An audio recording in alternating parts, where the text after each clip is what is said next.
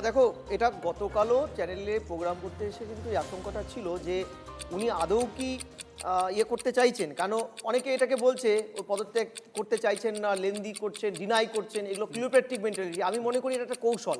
কৌশলটা হচ্ছে, দেখো, এতে সরকার নতুন তৈরি হওয়ার ক্ষেত্রে কোনো বাধা হবে না। যেটা হতে পারে, এই সরকার প্রসেসটা তো একটা টাইম স্পেন্ডিং ব্যাপার, একদিন দুদিন। এই টেনিওরে কখনো কখনো মাননীয় রাজ্যপাল এক্স বিদায়ী মুখ্যমন্ত্রীকে কেয়ারটেকিং সিএম করার জায়গাটায় রাখেন, অফার দেন, সেটা ক্ষেত্রে বাধা হতে পারে। সো হোয়াট, 164 আর্টিকেলটা লেখাই আছে যে ক্যাবিনেটের মুখ হিসেবে যিনি যাবেন তিনি শপথ নেবেন এবং তিনি সিদ্ধান্ত নেবেন তার টিমে কারা কারা আছে।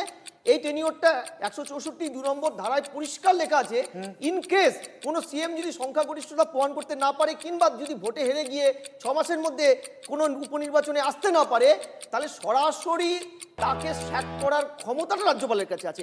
আমার মনে হয় এই অবধি যাবেই না। আর রাজ্যের মুখ্যমন্ত্রী এটা কেন করতে চাইছেন? উনি জানেন এতে সরকার ফরমেশনে কোনো বাধা হবে না, কিন্তু এটা করতে চাইছেন এই কারণে। দেখবে আজকে প্রেস কনফারেন্সে বাংলার অস্মিতাকে চিবিয়ে চিবিয়ে খাওয়া মুখ্যমন্ত্রী ইংরেজিতে বক্তব্য রাখলেন। তার পুরো ব্যর্থতাকে এবার শিখণ্ডী করে ইন্ডিয়া জোটের ঘাড়ে নিয়ে তিনি বৈতরণী আবার পার হতে চাইলেন। যে ইন্ডিয়া জোটকে 2024-এ তিনি মেরে বেরিয়েছিলেন, 19-এ বেরিয়েছিলেন বিরোধী জোটকে মেরে ধ্বংস করে।